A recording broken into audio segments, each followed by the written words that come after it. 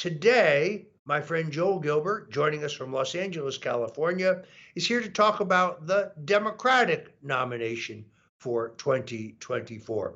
Joining us now, my friend Joel Gilbert. Hi, Roger. Great to be here. Thank you. It's great. It's great to be with you. You are, of course, renowned as a documentary filmmaker. I have seen some great video in which you yourself perform in the style of Bob Dylan. You're an extraordinary rocker in your own right. You're a Renaissance man in a way. Very proud to call you my friend. You are also, I think, a keen observer of the American political scene, and you were one of the first people in the country, besides me, who recognizes that the most likely Democratic nominee in 2024 is not Joe Biden, is not Kamala Harris, but is in fact Michelle Obama. There's no question that the machinery of the Democratic Party is not in the control of Joe Biden, but very much in the control of Barack Obama. I'm sure many people saw Obama's recent return to the White House, in which he was mobbed with fans as Joe Biden stood dejectedly in the corner. So, make the case for us as to why you believe Michelle Obama is warming up for a presidential bid. Absolutely. Well, first of all, as you know, I've put this story together in my forthcoming book and film of the name Michelle Obama 2024 for Real Life Story and Plan for Power, coming out on July 11 on book and film. And, Roger, you and maybe we live in a different world, but it's so obvious to me, and I think to us, that Michelle has been running for president since 2016, literally. She's following, in fact, the exact same formula that Barack did before her to become president. Michelle was the keynote speaker for Joe Biden in 2020 at the Democrat convention. That's typically the slot they reserve for the next nominee, just as Barack was in 2004 for John Kerry. Barack based his candidacy on his personal story, his book, Dreams from My Father. And Michelle wrote a best-selling autobiography called Becoming in 2018, went on a national book tour. It's also a big movie on Netflix. And in my film and my book, I dissect her autobiography, Becoming. And it's no autobiography, it's a political positioning document. She rewrites history. She fixes things that she wanted to fix. It's nothing to do with the truth. It's all about her preparing for the presidency. And lastly, we saw just in Los Angeles the other night, Michelle was here with her organization called When We All Vote. She gave a fiery speech about every Democrat talking point, voting rights and gun control, abortion, you name it. And that's exactly what Barack did. He had an organization when he started in politics called Project Vote in Chicago. So I'm certain that Michelle is running for president in 2024, and she's going to base her candidacy on a life story that is more racially divisive and even more fictitious than her husband Barack did. And I've done a deep dive into her actual history, education, work in Chicago for the mayor, for the University of Chicago hospitals. And I'm going to reveal a completely different Michelle Obama. She is not who she's pretending to be. Joel, she has tried to position herself as a great champion of Black people, Right? um, but her actual history shows something quite different. Walk us through that, if you would. Yeah, please. Look, Michelle Obama, I found out from my research, she spent her life running away from the Black community in education, getting away from studying with kids in the projects. Her family illegally registered her in South Shore to get away from the South Side. Her and her brother ran away from South Shore High School, all Black high school next to their house, to study at private schools and elite schools. So Michelle has been running from the Black community. They really persecuted her. She talks openly about how she was accused of acting white, of talking like a white girl, and she was afraid of Black people. I even have her on tape. She says, there was fear. I was afraid to go out of the house, how people would beat me up. So she's always lived in fear of the Black community and ran away from them for education, for work. And then she has a very shameful career in Chicago of exploiting the Black community.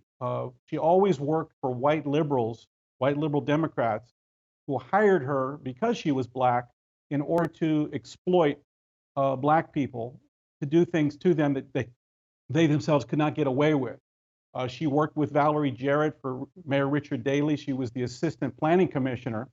And that was the time when they were doing redevelopment, when they knocked down the projects, Cabrini Green and all these homes where all the black people live near downtown.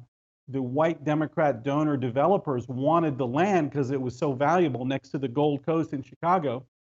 And Michelle was in charge with Valerie Jarrett of knocking down the projects, moving the black people far away, out of sight. And they built these single family homes and townhomes and gave it away to the Democrat donor developers who would then give the money back to the politicians. It was a very corrupt scheme that Michelle was in charge of. And then I also chronicle her work at the University of Chicago Medical Center, where Michelle was in a shameful effort called the Southside Health Collaborative. And what was happening was a lot of black people from the South Side adjacent to the University of Chicago were using the emergency room and couldn't afford to pay for the health care afterwards. So they hired Michelle to make sure that the black residents from the South Side could not get treatment in the emergency room. They would actually dump them. It was called patient dumping, and it was illegal. They would actually put you in a van and dump you at these crappy neighborhood clinics. I visited those clinics. You can see it in the movie, these horrible strip mall clinics with broken down cars and crime. And Michelle's job was to deny care pretty much to the black neighbors on behalf of the wealthy elites to preserve the beds and the income for people that could afford to pay for health care. So I've chronicled Michelle has a very, very shameful history of exploiting the black community, running away from the black community. And then I show in the film and the book when she wants political support, she pretends to be part of the black community that she spent her life exploiting. And she does that by dropping her G's and talking in a urban slang or making false claims of racial discrimination, which she never felt in her life. So this film is going to expose the real Michelle Obama and as someone who's a faker when it comes to caring about the black community because her history is very shameful. As you know, Joel, I consider myself kind of a style maven. In my book, Stone's Rules, I have a lot of guidance for young men in terms of building a personal sartorial style. I'm interested in the trajectory of the way Michelle Obama dresses because I think it tracks very closely to her reinvention of herself. Talk Correct. to us. Yeah, in the film, I actually chronicle in the book in great detail. It's very visual. Michelle was a fashionista growing up. Her family was very well off. Her father was a precinct captain working for Mayor Richard Daley. She followed in her father's footsteps, political family. So they always had money. Her mother didn't work. Her brother talked about how her father got paid in cash. So since high school, Michelle is wearing very fancy outfits. She has a celebrity hairdresser named Michael Ronnie Flowers, who I met at age 18. So she's always very, very concerned about looking good and dressing good. When Barack becomes a US Senator, now she's hitting the Gold Coast. She has the celebrity designers, Maria Pinto, Ikram Goldman, $5,000 dresses. She makes Vanity Fair's top 25 international best dressed list in 2005. So I go through all her history as this huge fashionista. She'd never be caught dead without a perfect hairstyle and very beautiful designer clothes. And what happened is, and I go through this in the film and book, both Michelle and Barack were elitist Harvard lawyers. And Michelle decided she would help Barack out with his problem with connecting with working class voters by pretending herself to be one of them. So I have all the pictures. She actually dresses down in the 2008 campaign. She shows up like a homeless person, like a hobo. She doesn't comb her hair.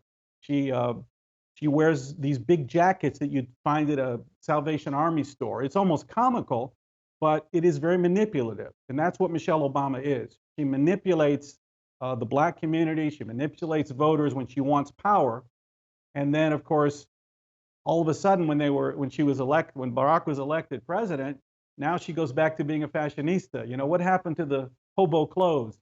So that's Michelle Obama. She's always doing things strategically, the way she dresses, the way she speaks English. She'll tell us that I was taught to speak proper English in my house. She speaks with perfect diction. She shows up in front of a black audience and she drops her G's and uses all this urban vernacular just to manipulate the audiences. And she tells stories of racial discrimination. Michelle Obama is a big phony, and I think this is the first time that anybody has taken a deep dive into her real history. All the books, the biographies, movies about Michelle Obama, it's all puff pieces. So now I'm going to share who the real Michelle Obama is because I think she is planning on running for president, and she has a good chance to win if people don't understand what she's really all about. All right. Tell us again the release date of your book and your documentary. July 11, I'm going to be at the National Press Club in D.C.